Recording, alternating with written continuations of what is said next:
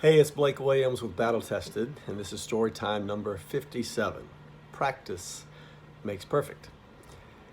Yesterday, I was at a dance convention with one of my daughters, and before one of the classes was about to start, the girls were warming up and girls were bouncing all around the room. And apparently, one girl ran into another girl, a much smaller girl, knocked her to the ground, and this little girl felt a pain, a sharp pain in her chest.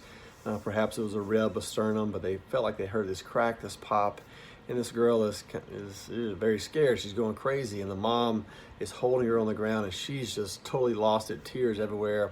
You can tell there's kind of a lot of chaos and fear around what's going on and what this girl is complaining about. And I'm across the room, and I see this one mom very calmly step into the situation, and she grabs her phone. She's on the phone, I assume, with 911 paramedics or something, but she's having a conversation about what's going on. And she's just explaining the coloration of the girl. Yeah, I think she's losing some color.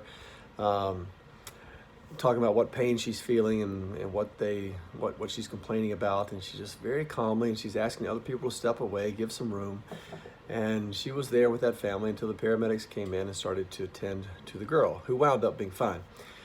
But the mom was so super calm, and she comes over afterwards and she sits down a couple of chairs from me, and I just lean over and said, "Hey, nice job being calm in that situation, because nobody else was."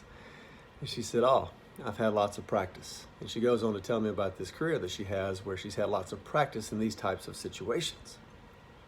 And it makes perfect sense, right? That she was able to be that way because she had practiced it so many times.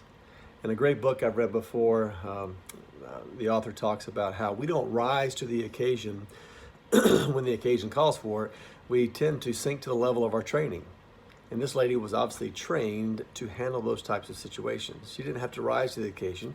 She just very calmly did what she's been trained to do, what she's been practiced to do.